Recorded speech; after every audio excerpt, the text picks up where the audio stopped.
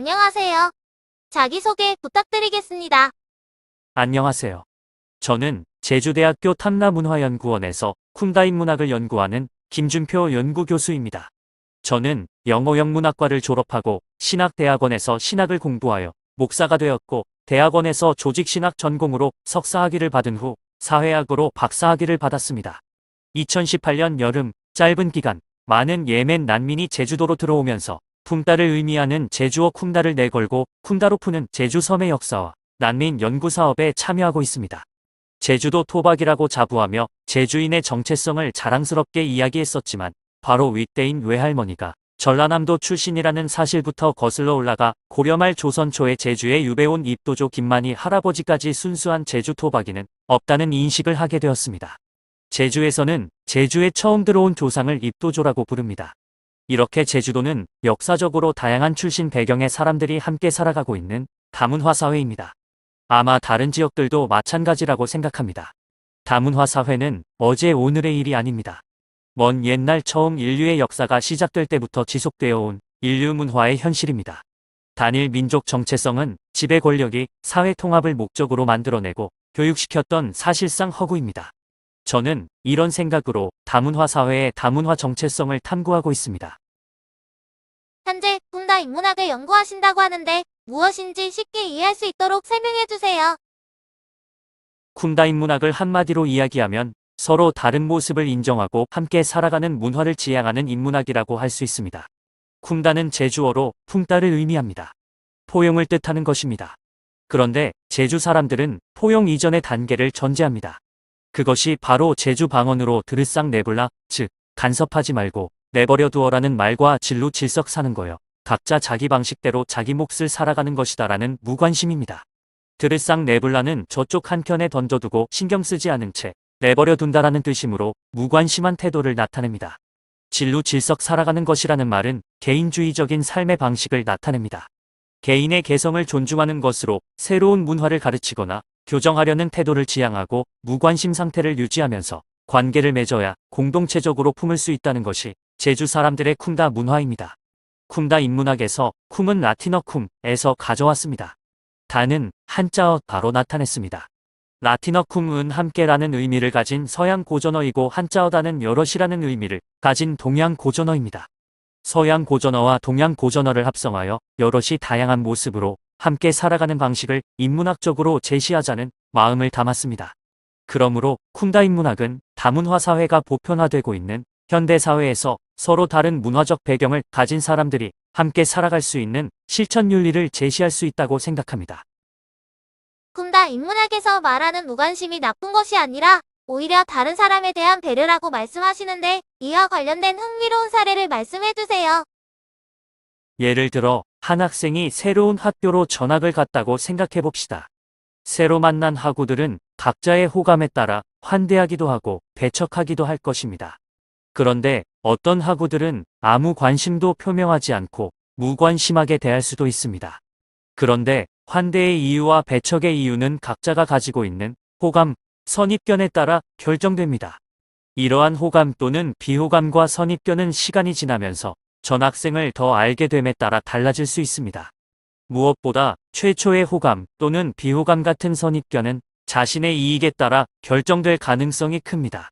하지만 무관심의 경우에는 오히려 호감, 비호감이 유예되고 선입견이 배제됩니다. 그러므로 시간이 지나면서 전학생을 더 알게 되면 호감과 비호감에 따라 관계가 맺어집니다. 제주도로 이주해온 육지 사람들은 처음에 제주도 사람들이 배타적이라고 생각할 수 있습니다. 그것은 제주도 사람들 특유의 무관심 때문입니다.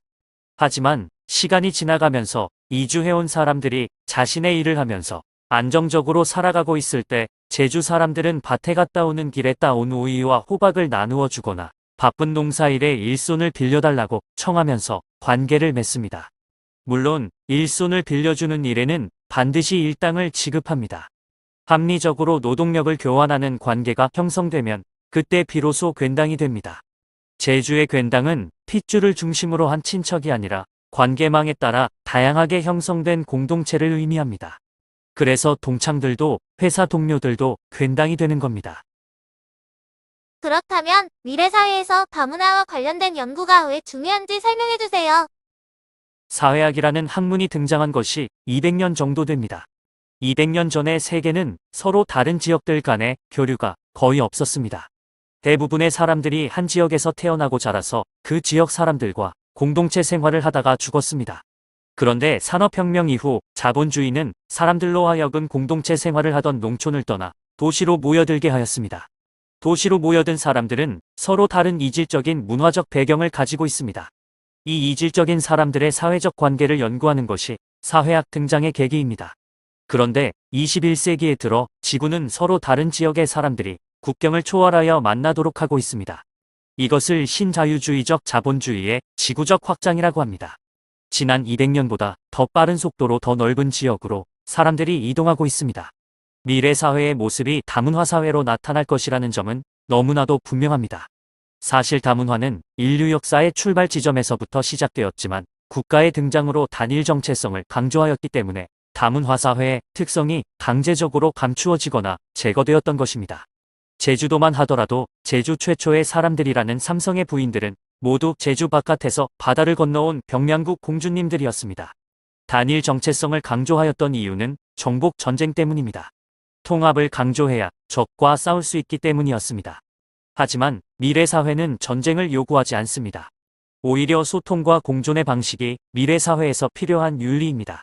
생물종의 다양성이 파괴되면 생태계에 문제가 발생하는 것처럼 인류 문화의 다양성이 파괴되면 인류의 존재 자체에 문제가 발생하게 될 것입니다. 이러한 맥락에서 다문화 연구는 문화 다양성 유지를 위한 필수적 학문 분야이고 실천 윤리입니다.